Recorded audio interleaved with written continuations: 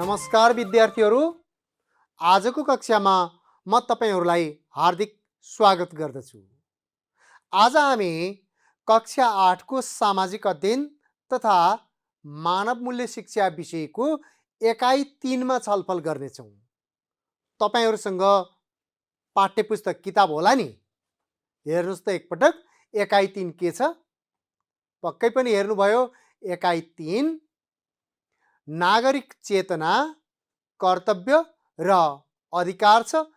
आज हामी यही एकाइको पाठ 3 मा छलफल गर्नेछौँ।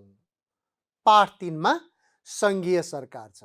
विद्यार्थीहरू, आवश्यकता अनुसार तपाईहरूले बुँदा टिपोट पनि गर्दै गर्नुहोला। आजको कक्षामा हामीले विशेष गरेर सरकारको परिचय पाउनेछौँ। नेपालका 3 तहका सरकारको चर्चा गर्नेछौँ। त्यसैगरी सरकार कसरी बन्दछ भन्ने विषयमा पनि छलफल गर्नेछौँ अनि सरकारका कार्यहरूका सम्बन्धमा छलफल गर्नेछौँ, केही अभ्यास गर्नेछौँ र सङ्घीय सरकारका मन्त्रीलाई एउटा चिठी लेख्ने नमुना पनि तयार पार्नेछौँ, अर्थात् चिठी पनि लेख्नेछौँ। अब तपाईहरू तयार हुनुभयो हैन त? पक्कै पनि तयार भइसक्नुभयो। सुरुमा हामीले आज सरकारको विषयमा छलफल गर्छौँ। तपाईहरूले कापीमा एउटा प्रश्न लेख्नुस् न।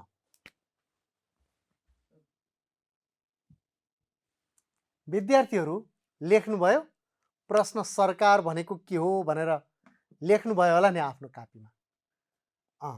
अब तपाईहरूले यसको आफूले बुझेको कुरा सरकार भनेको के हो यसको जवाफ उत्तर पनि लेख्नुस् त। लेख्दै हुनुहुन्छ है? एकछिन सोचेर लेख्नुस्। तपाईहरूसँग पाठ्यपुस्तक पनि छ, त्यही पाठ्यपुस्तकको सहयोगमा पनि लेख्न सक्नुहुनेछ। मैले पनि लेखेर ल्याएको छु, हेरौँ है त। अनि तपाईहरूले लेखेको र यहाँ मैले लेखेको कुरालाई मिलाउँला। देशका दैनिक गतिविधिहरू चलाउनका लागि संविधानमा उल्लेख भए बमोजिम गठन भएको निकायलाई सरकार भनिन्छ। सरकारलाई कार्यपालिका पनि भनिन्छ। हेर्नुस् त, यहाँ नेपाल सरकारको चिन्ह पनि छ। देख्नुभयो है नेपाल सरकारको चिन्ह। अब यहाँ हेर्नुस् है, देशका दैनिक गतिविधिहरू चलाउन देशमा त धेरै कामहरू गर्नुपर्ने हुन्छ नि। तपाईहरूलाई अनुमान होला देशमा के कस्ता गतिविधिहरू हुन्छन्। देशमा कसैले नागरिकता बनाउनु पर्ला हो, नागरिकता बनाउनको लागि पनि दैनिक काम हो भने कसैले राहदानी बनाउनु पर्ला, कसैले कर तिर्नु पर्ला। यो यस्ता दैनिक गतिविधिहरू हुन्। यी गतिविधिहरूलाई सुचारू रूपले सञ्चालन गर्नको लागि, चलाउनको लागि यस्ता अनेक छन्। कतै सडक अवरुद्ध भयो भने त्यो सडक चलाउनु पनि पर्छ, त्यहाँको अवरोध हटाउनु पर्छ। त्यसै गरेर कतै डढेलो लाग्न सक्छ, त्यसलाई पनि नियन्त्रण गर्नुपर्छ। हो, यस्ता देशका दैनिक गतिविधिहरू चलाउनका लागि संविधानले उल्लेख गरे बमोजिम एउटा सरकारको गठन हुन्छ। देशमा सरकारको गठन हुन्छ, त्यसलाई निकाय भनेर पनि भनिन्छ। सरकारलाई कार्यपालिका पनि भनिन्छ भनेर यहाँ लेखिएको छ, मन्त्री परिषद पनि भनिन्छ। पछि पनि हामीले यो विषयमा छोटकरीमा कुराकानी गर्नेछौँ। नेपालका 3 तहका सरकारहरू कुन कुन हुन्? पक्कै पनि तपाईहरूले यहाँ नेपालको नक्सा देखेपछि अनुमान गरिहाल्नु भयो होला। हेर्नुस् त, यहाँ हामीले नेपालका 7 प्रदेशहरू देख्यौँ। ती प्रदेशमा पनि सरकारहरू छन्। अनि हामीले सुरुमै आज सङ्घीय सरकारको विषयमा कुराकानी गर्नेछौँ भनेर सङ्घीय सरकार नै हेरेका छौँ किताबमा पनि। अनि त्यसै गरेर अर्को स्थानीय सरकार। 3 किसिमका सरकारहरू भन्दै जाँदा हामीले सबैभन्दा माथिल्लो तहको सरकार सङ्घीय सरकार, त्यसपछिको सरकार प्रदेश सरकार, त्यसपछिको सरकार स्थानीय सरकार, यो विषयमा हेरौँ है त। यहाँ फेरि हामीले हेर्नुहोस् त, ती नगरपालिकाको कार्यालय गाउँपालिका भनेर देख्यौँ हामीले। त्यहाँ कुस्मा नगरपालिका भनेर लेखिएको छ।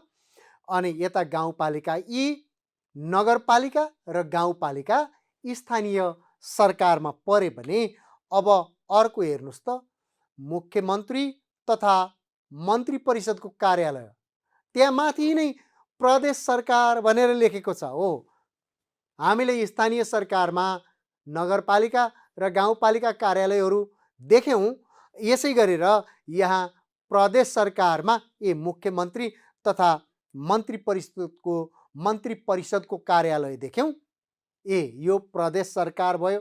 त्यसै गरी अब यो त तपाईँहरूले बुझिहाल्नुभयो, नेपाल सरकार प्रधानमन्त्री तथा मन्त्री परिषदको कार्यालय भनेर देख्यौँ। अब यो कुन सरकार होला? यहाँहरूले अनुमान गरिसक्नुभयो, सङ्घीय सरकार। हामीले सङ्घीय सरकारको विषयमा आज विस्तृत रूपमा छलफल गर्नेछौँ। अब नेपालमा 3 तहका सरकार रहेका छन् भनेर त हामीले त्यहाँ हेरिसक्यौँ, थाहा पाइसक्यौँ र चर्चा गरिसक्यौँ। अब ती 3 तहका सरकारहरूमध्ये सरकारको प्रमुख को रहने व्यवस्था छ त? यहाँहरूलाई अनुमान छ, स्थानीय सरकार। स्थानीय सरकारमा गाउँपालिका र नगरपालिका पर्छन्। गाउँपालिकाको प्रमुख अर्थात् स्थानीय सरकारको प्रमुख, मध्यमा गाउँपालिकाको प्रमुख अध्यक्ष रहन्छन् भने नगरपालिकाको प्रमुखलाई प्रमुख नै भनियो। यसलाई हामीले नगरपालिकाका प्रमुखलाई मेयर भनेर पनि भन्ने गर्छौँ। त्यसै गरेर प्रदेश सरकारका प्रमुख मुख्यमन्त्री र सङ्घीय सरकारका प्रमुखलाई प्रधानमन्त्री भनेर भन्छौँ। अर्थात् यसरी सरकारका प्रमुखहरूलाई विभिन्न नाम दिइएको छ।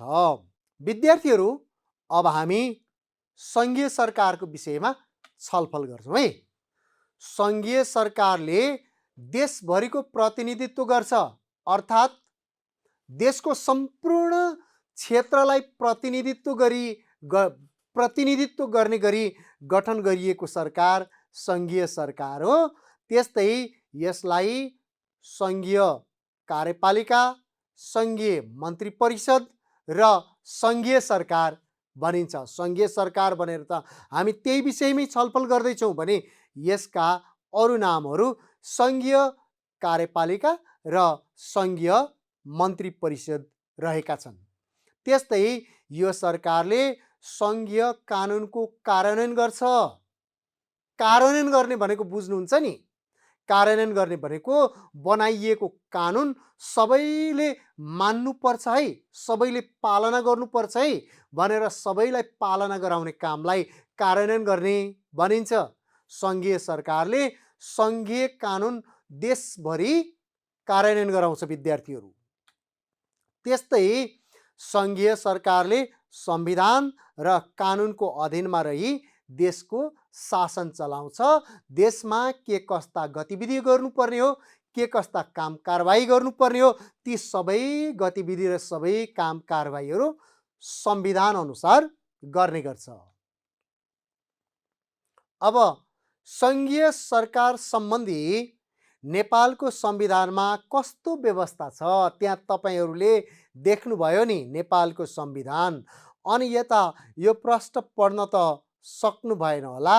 यहाँ भाग 7 लेखेको छ। नेपालको संविधानको भाग 7मा सङ्घीय सरकारको प्रावधान छ। सङ्घीय सरकार सम्बन्धी विशेष व्यवस्था गरिएको छ। त्यहाँ पनि देख्नुभयो है, नेपालको संविधानको भाग 7मा सङ्घीय सरकार सम्बन्धी व्यवस्था गरिएको छ। सङ्घीय सरकार कस्तो हुने, सङ्घीय सरकारको गठन कसरी हुने, सङ्घीय सरकारका काम कर्तव्यहरू के हुने, सङ्घीय सरकारले आफ्ना गतिविधिहरूलाई कसरी नियमित र निर्देशित गर्ने भन्ने कुरा नेपालको संविधानको भाग 7मा लेखिएको छ विद्यार्थीहरू। तपाईहरूले पुस्तकालयमा गएर नेपालको संविधान अध्ययन गर्न सक्नुहुन्छ। तपाईहरूको घरमा पनि नेपालको संविधान हुनसक्छ। संविधान छ भने त्यो संविधानमा हेर्नुहोला। नेपालको कार्यकारिणी अधिकार संविधान र कानुन बमोजिम सङ्घीय सरकारमा निहित हुनेछ। कार्यकारिणी अधिकार, कार्यकारिणी अधिकार भनेको देशका विभिन्न गतिविधिहरू सम्बन्धी निर्णय गर्ने अधिकार। यो अधिकार नेपालको मन्त्री परिषदमा अर्थात् सङ्घीय सरकारमा निहित हुन्छ। सङ्घीय सरकारले देशभरिको कार्यकारिणी अधिकार अभ्यास गर्छ। सङ्घीय सरकारले गर्ने अर्थात् सङ्घीय कार्यकारिणी सम्बन्धी सम्पूर्ण काम कारबाही नेपाल सरकारको नामबाट गरिन्छन्। जे काम हुन्छ नेपाल सरकार भनेर भनिन्छ। अघि हामीले प्रधानमन्त्रीको कार्यालयको तस्बिर हेरेका थियौँ नि, त्यसमा पनि नेपाल सरकार भनेर लेखेको थियो। अब हामीले यति कुराकानी गऱ्यौँ सङ्घीय सरकार सम्बन्धी विभिन्न छलफल गऱ्यौँ।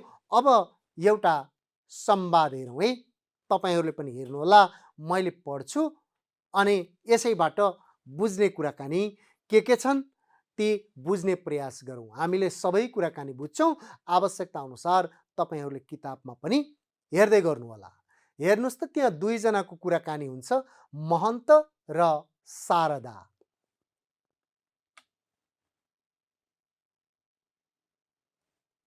ए महन्त, तिमीले के सोचिरहेका छौ? शारदाले भन्नुहुन्छ है। अनि महन्तको जवाब, म सरकार गठन गर्ने आधारहरूका बारेमा सोचिरहेको छु शारदा। हामीले यही सरकारको विषयमा कुराकानी गरिराखेका छौँ। त्यसैले महन्तले पनि सरकार गठन गर्ने विषयमा के कुरा सोचिराख्नु भएको रहेछ। अब शारदाको कुरा आयो। ए कुन सरकार? सङ्घीय सरकार कि? तपाईहरूले सम्झिनु भएको छ नि विद्यार्थीहरू, सरकारका तीन तह छन्। अर्थात् नेपालमा तीन तहका सरकार छन्, सङ्घीय सरकार, प्रदेश सरकार र स्थानीय सरकार भनेर हामी कुराकानी गरेका थियौँ।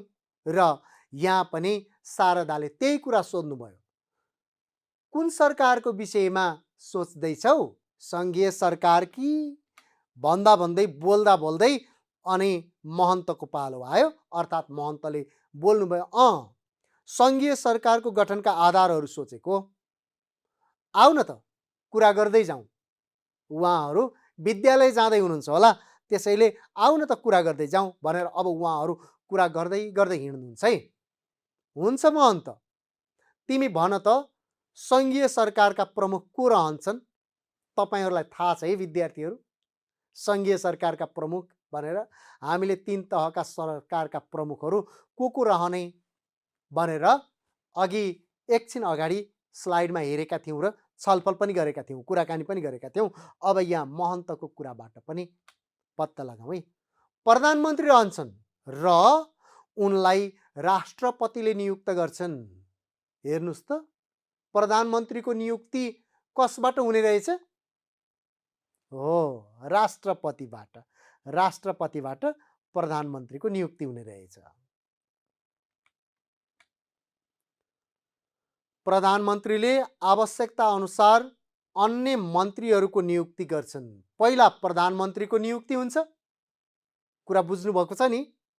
पहिला प्रधानमन्त्रीको नियुक्ति हुन्छ। प्रधानमन्त्रीलाई कसले नियुक्ति गर्ने प्रावधान रहेको छ? प्रधानमन्त्री राष्ट्रपतिबाट नियुक्त हुन्छन्। त्यसपछि प्रधानमन्त्रीले आवश्यकता अनुसार अन्य मन्त्रीहरू नियुक्त गर्छन्। हामीले प्रधानमन्त्रीको नियुक्तिको विषयमा कुराकानी गर्दैछौँ।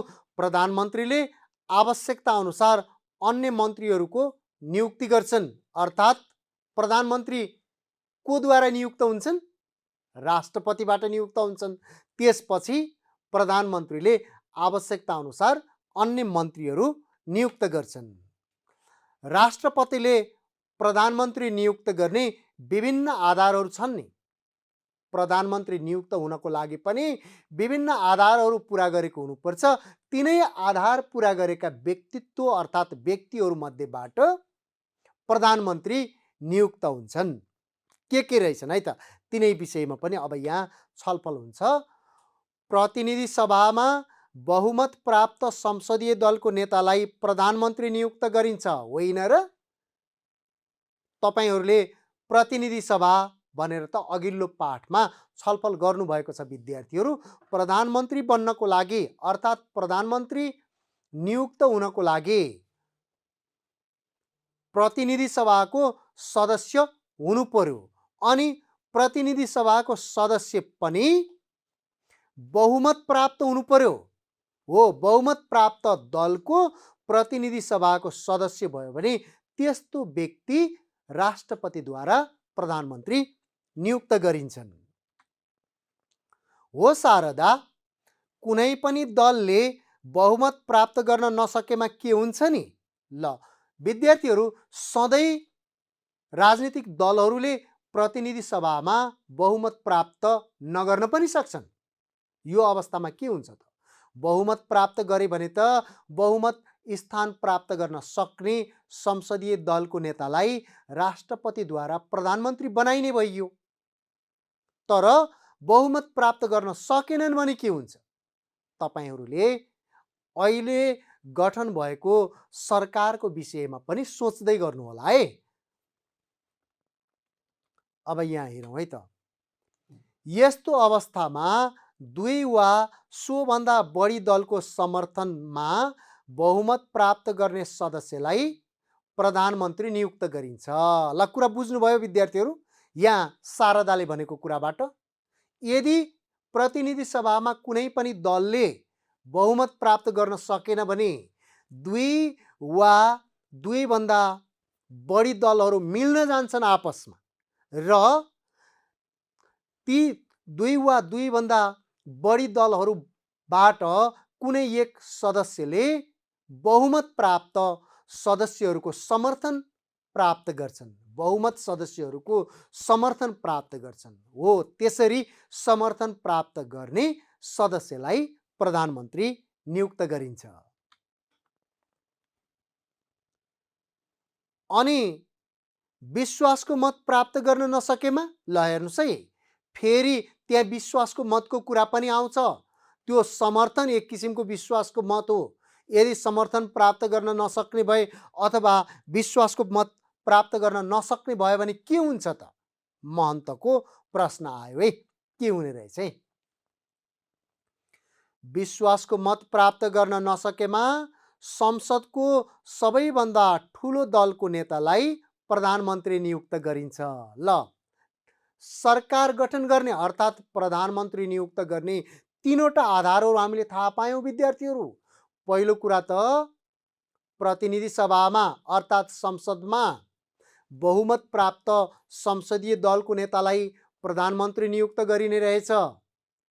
तर कुनै अवस्थामा कुनै एउटा दलले मात्रै बहुमत स्थान प्राप्त गर्न नसकेमा दुई वा सोभन्दा बढी दलहरू आपसमा मिल्दा रहेछन् र त्यसपछि कुनै एकजना सदस्यलाई समर्थन गर्दा रहेछन् अर्थात् विश्वासको मत दिँदा रहेछन्।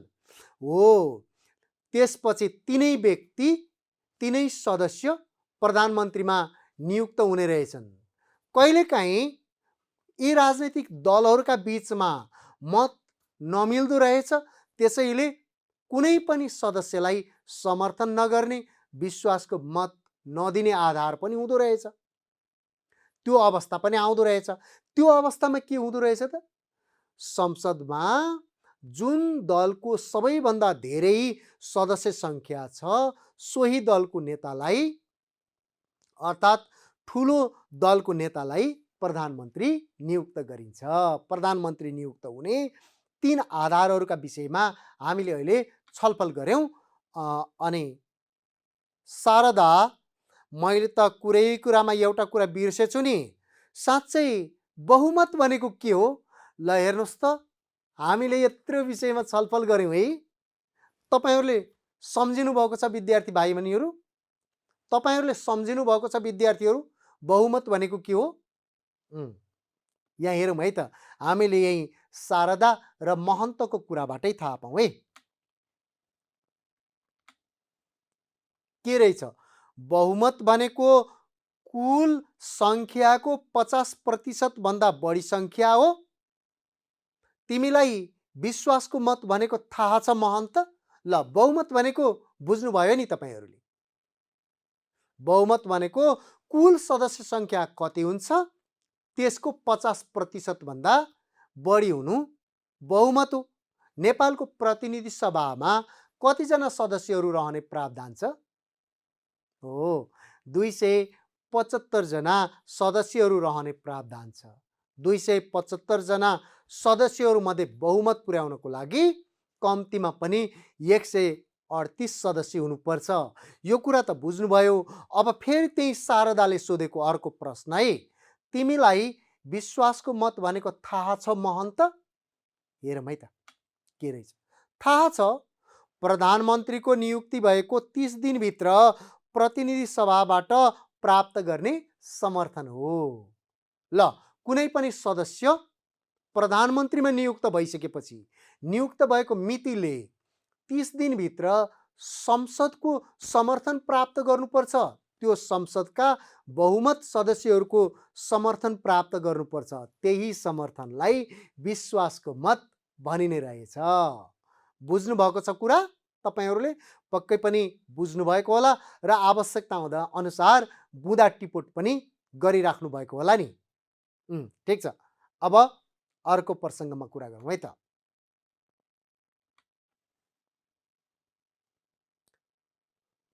समर्थन प्राप्त गर्न नसकेमा के हुन्छ नि? यो हामीले एकैछिन अगाडि पनि कुराकानी गरेका थियौँ। बहुमत सदस्यको समर्थन प्राप्त गर्न नसकेको अवस्थामा के हुन्छ नि? शारदाले प्रश्न सोध्नुभयो है। ल, संसदको सबैभन्दा ठुलो दलको नेतालाई प्रधानमन्त्री नियुक्त गरिन्छ। अब फेरि अर्को अवस्था पनि आयो। यसपछि के हुँदो रहेछ है त? प्रधानमन्त्रीको नियुक्ति भइसकेपछि प्रधानमन्त्री नियुक्त भएपछि उनको अध्यक्षतामा मन्त्री परिषद गठन हुन्छ, होइन र महन्त? के रहेछ हेर्नुहोस् त। प्रधानमन्त्री नियुक्त भइसकेपछि उनको अध्यक्षतामा मन्त्री परिषद गठन हुन्छ। त्यो भनेको प्रधानमन्त्रीले आवश्यकता अनुसार अरू मन्त्रीहरू नियुक्त गर्छन् भनेर एकछिन अघि हामीले कुराकानी गरेका थियौँ। हो शारदा, सङ्घीय सरकारमा जम्मा 25 जनासम्म सदस्यहरू रहेको मन्त्री परिषद गठन हुन्छ। ल, तपाईहरुले बुझ्नुभयो विद्यार्थीहरू? सङ्घीय सरकारमा बढीमा कतिजनासम्म मन्त्रीहरू हुन सक्ने भए? 25 जनासम्म। मन्त्री परिषदले आफ्नो कामलाई निरन्तर र प्रभावकारी बनाउनका लागि विभिन्न मन्त्रालय, आयोग र कार्यालयहरूको व्यवस्था गरेको हुन्छ। विभिन्न काम गर्नुपर्ने हुन्छन् नि।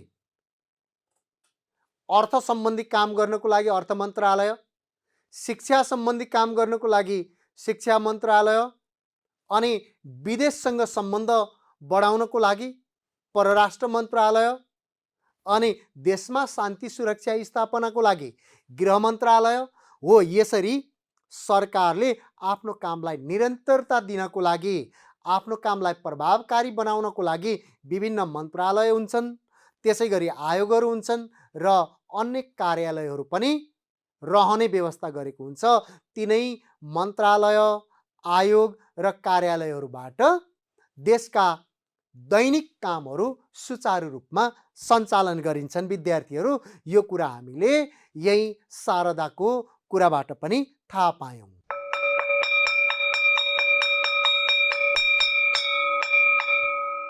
घन्टी बज्यो है। घन्टी बजेको आवाज आयो। आवाज आएपछि महन्तले के भन्नुहुन्छ?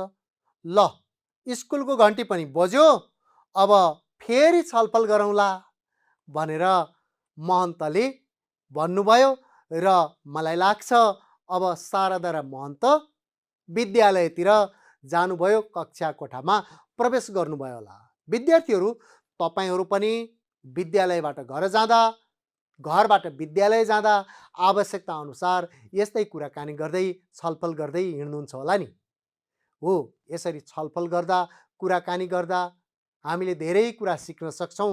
विभिन्न विषयवस्तुमा यसरी छलफल र अन्तर्क्रिया गर्ने बानी गर्दै जानुपर्छ।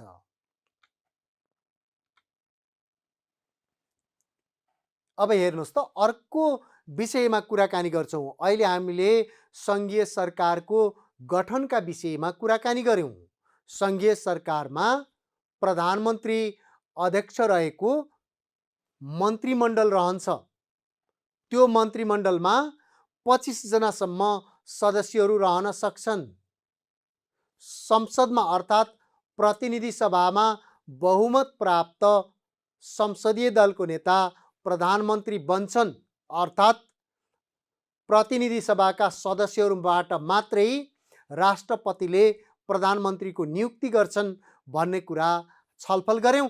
अब सङ्घीय सरकारका प्रमुख कार्यहरू के हुन् लेख्नुहोस् भनेर तपाईहरूलाई प्रश्न आएको छ। हेर्नुहोस् त, प्रश्न लेख्नुहोस् है आफ्नो कापीमा। के काम गर्छ होला अनुमान गर्नुभयो? ल, सङ्घीय सरकारका प्रमुख कार्यहरू: देशमा शान्ति सुरक्षा कायम गर्ने। तपाईहरूले टिपोट पनि गर्दै गर्नुहोस् है। दैनिक प्रशासनलाई प्रभावकारी रूपमा सञ्चालन गर्ने। देशको वार्षिक बजेट तयार गरी कार्यान्वयन गर्ने।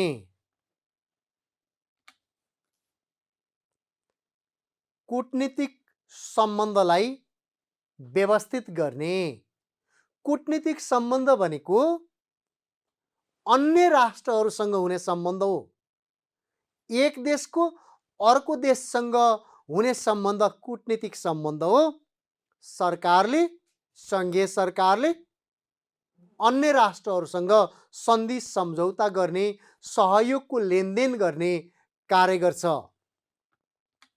त्यस्तै नेपाली सेनासँग सम्बन्धित कार्य गर्ने, सेनाको परिचालन गर्ने, सेना प्रमुखको नियुक्ति गर्ने, सेनालाई विभिन्न विकास निर्माणका कार्यहरूमा लगाउने काम पनि सङ्घीय सरकारले गर्छ। त्यस्तै विकास निर्माणका ठुला ठुला परियोजनाहरू सञ्चालन गर्ने, परियोजना विकास निर्माणका योजनाबद्ध कामहरू परियोजना हुन्। देशमा धेरै परियोजना सञ्चालन भएका हुन्छन्। अहिले नेपालका 24 वटा ठुला ठुला परियोजनाहरूलाई राष्ट्रिय गौरवका परियोजना भनिएको छ। त्यस्ता परियोजनाहरू, त्यस्ता आयोजनाहरू, परियोजना पनि भनिन्छ, आयोजना पनि भनिन्छ, त्यस्ता आयोजनाहरू सङ्घीय सरकारले सञ्चालन गर्छ। राष्ट्रिय एकता र भौगोलिक अखण्डताको संरक्षण गर्ने, अन्तर्राष्ट्रिय सन्धि सम्झौता गर्ने, अर्थात् परराष्ट्र सम्बन्ध, कूटनीतिक सम्बन्धका काम कुराहरू सबै सङ्घीय सरकारले गर्छ। अब फेरि म एकचोटि सरसरी भन्छु है। सङ्घीय सरकारका प्रमुख कार्यहरू: देशमा शान्ति सुरक्षा कायम गर्ने, दैनिक प्रशासनलाई प्रभावकारी रूपमा सञ्चालन गर्ने, देशको वार्षिक बजेट तयार गरी कार्यान्वयन गर्ने, कूटनीतिक सम्बन्धलाई व्यवस्थित गर्ने, नेपाली सेनासँग सम्बन्धित कार्य गर्ने, विकास निर्माणका ठुला ठुला परियोजनाहरू सञ्चालन गर्ने, राष्ट्रिय एकता र भौगोलिक अखण्डताको संरक्षण गर्ने, अन्तर्राष्ट्रिय सन्धि सम्झौताहरू गर्ने। यस्ता विभिन्न कामहरू गर्छ। योभन्दा धेरै कामहरू गर्छ विद्यार्थीहरू। हामीले यहाँ केही कामहरू मात्रै उल्लेख गर्यौँ। अब एउटा अभ्यास गरौँ है। खाली ठाउँमा उपयुक्त उपयुक्त शब्द भरौँ। तपाईहरूले यहाँ हेरेर भर्दै गर्नुहोस् है, अभ्यास गर्नुहोस् है। त्यहाँ उपयुक्त शब्दहरू, त्यहाँ केही शब्दहरू दिइएका छन्। सेना, कार्यकारिणी, शान्ति, राष्ट्रपति, 138, सङ्घीय, समावेशी, नेपाल सरकार, 30 र प्रधानमन्त्री। यति शब्दहरू मध्ये कुन कुन शब्दहरू कहाँ कहाँ मिल्ने रहेछन् है। केन्द्रमा रहेको सरकारलाई खाली ठाउँ सरकार भनिन्छ। के सरकार भनिन्छ होला? अनुमान गर्नुभयो, अनुमान गर्नुभयो, पक्कै पनि मिल्यो यहाँहरूको अनुमान। केन्द्रमा रहेको सरकारलाई सङ्घीय सरकार भनिन्छ। अब दोस्रोमा आयो, सङ्घीय सरकारलाई सङ्घीय कार्यपालिका, सङ्घीय मन्त्री परिषद र खाली ठाउँ समेत भनिन्छ। त्यो खाली ठाउँमा के राख्ने होला? खाली ठाउँ समेत भनिन्छ। के भनिने रहेछ है? नेपाल सरकार समेत भनिन्छ। नेपालको खाली ठाउँ अधिकार सङ्घीय सरकारमा रहेको छ। के अधिकार रहेको छ सङ्घीय सरकारमा? कार्यकारिणी अधिकार, कार्यकारिणी अधिकार। तपाईहरूले अनुमान गरेको कुरा मिलेको छ होला नि विद्यार्थीहरू? मिलेको छ?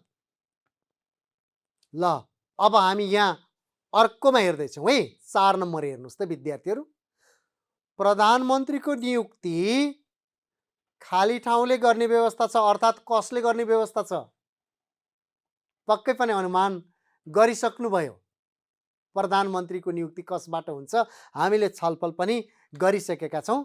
राष्ट्रपतिबाट हुन्छ, अर्थात् राष्ट्रपतिले गर्ने व्यवस्था छ।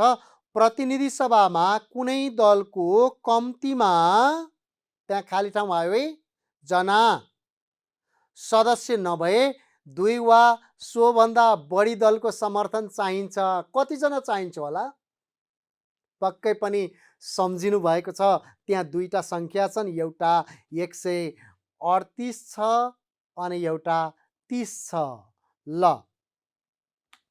138 अनि सरकार गठन भएको खाली ठाउँ अर्थात् कति दिनभित्र संसदबाट विश्वासको मत लिनुपर्छ। यो त कति सजिलो भयो है विद्यार्थीहरू। यहाँ एउटा 138 आइहाल्यो, अब बाँकी रहेको 30। ल, 30 दिनभित्र संसदबाट विश्वासको मत लिनुपर्छ। अनि अर्को छ, खाली ठाउँ मन्त्री परिषदको अध्यक्ष रहन्छन्, अर्थात् मन्त्री परिषदको अध्यक्ष को रहन्छन् होला? हो, प्रधानमन्त्री। यहाँहरू सबैजनाले अनुमान गरिसक्नुभयो। प्रधानमन्त्री मन्त्री परिषदको अध्यक्ष रहन्छन्। ल विद्यार्थीहरू, अब हामी मन्त्रीज्यूलाई चिठी लेखौँ, एउटा अभ्यास गरौँ है, एउटा नमुना तयार पारौँ। यो क्रियाकलाप नम्बर 1 मा आधारित छ। तपाईहरूले किताबको क्रियाकलाप नम्बर 1 हेर्नुहोस् त। हो, यहाँ पनि छ, म पढ्छु है। तपाईको समुदायमा कुनै विकास आयोजना सञ्चालनका लागि बजेट माग गर्दै सङ्घीय सरकारका मन्त्रीलाई पठाउने चिठीको नमुना तयार गर्नुहोस्। त्यही छ है। हो, ल यहाँ हेर्नुहोस् त, यो नमुना यस्तो छ। ठेगाना, मिति, कहाँबाट कहिले लेखियो चिठी अर्थात् निवेदन। यसरी लेखियो, माननीय मन्त्रीज्यू, अर्थ मन्त्रालय, सिंहदरबार, काठमाडौँ, विषय बजेट व्यवस्था सम्बन्धमा। यहाँ मन्त्रीज्यूलाई हामीले माननीय भनेर सम्बोधन गर्छौँ र हामीले यहाँ बजेट माग गर्नुपर्ने भएको कारणले गर्दा अर्थ मन्त्रालयलाई चिठी लेखौँ। अर्थ मन्त्रालयले बजेटको व्यवस्था गर्छ, आर्थिक व्यवस्थापन गर्ने काम अर्थ मन्त्रालयको हो। अब यसरी लेख्यौँ। तपाईहरू पनि आवश्यकता अनुसार कहाँ कसलाई निवेदन लेख्नुपर्छ, स्थानीय निकायलाई निवेदन लेख्नु पर्ला, ती कुराहरू यो निवेदनको आधारमा अलिअलि यसको नमुना हेरेर लेख्ने अभ्यास गर्नु होला है। मैले यहाँ पढ्छु है त। महोदय, उपर्युक्त विषयमा हाम्रो गाउँमा विभिन्न कुराहरूको विकास हुँदैछ। शिक्षा, स्वास्थ्य, यातायात आदिको विकास भए पनि सिँचाइको व्यवस्था हुन सकेको छैन। यसले गर्दा गाउँको मलिलो जमिनमा पनि राम्रो उत्पादन हुन सकेको छैन। अत हामीले गाउँ नजिकैको रहखोलाबाट नहर निर्माणको योजना तयार पारेका छौँ। सो नहर निर्माण गर्नका लागि आवश्यक बजेटको व्यवस्था गरिदिनु हुन अनुरोध गर्छु भनेर यसरी निवेदन लेखियो र यहाँ निवेदकको नाम तपाईहरूले निवेदन लेखेपछि आफ्नो नाम लेख्नु होला है। अब यसको आधारमा निवेदन लेख्न सक्नुहुन्छ है। विद्यार्थीहरू, हामीहरूले आजको कक्षामा के गर्यौँ सम्झिनु भएको छ? यसो सम्झिने प्रयास गरौँ है त। सरकारको परिचय पायौँ, नेपालमा 3 तहका सरकार रहन्छन् भनेर त्यो विषयमा छोटकरीमा कुराकानी गऱ्यौँ। सङ्घीय सरकार सम्बन्धी संवैधानिक व्यवस्थाको जानकारी लियौँ। त्यसै गरेर महन्त र शारदाको कुराकानी सुन्यौँ। उहाँहरूले सङ्घीय सरकारको गठनका विषयमा छलफल गर्नुभएको थियो। त्यस्तै सङ्घीय सरकारका प्रमुख कार्यहरूको सूची हेऱ्यौँ, सूची तयार पार्यौँ, खाली ठाउँमा उपयुक्त शब्द भर्ने अभ्यास गऱ्यौँ र हामीले सङ्घीय सरकारको अर्थ मन्त्रालयलाई अर्थात् अर्थमन्त्रीलाई एउटा चिठी पनि लेख्यौँ, होइन त? विद्यार्थीहरू, अब यो सँगसँगै आजको कक्षा यही अन्त्य गरौँ। त्यो अन्त्य गर्नुभन्दा अगाडि तपाईँहरूको लागि एउटा प्रश्न छ, हेर्नुहोस् त, लेख्नुहोस् है प्रश्न आफ्नो कापीमा। सङ्घीय सरकारका कार्यहरू जनमुखी हुनुपर्छ भन्ने तथ्यलाई स्पष्ट पार्नुहोस्। यो प्रश्न कापीमा लेख्नुहोला र यसको उत्तर पनि आफ्नो कापीमा लेखेर आफ्ना शिक्षकलाई वा अभिभावकलाई देखाउनुहोला। साथीहरूको बिचमा पनि छलफल गरेर फेरि उत्तर मिलाएर राम्रो बनाउनु होला है त। हुन्छ विद्यार्थीहरू, अर्को कक्षामा फेरि भेटौँला। हस्त, नमस्ते।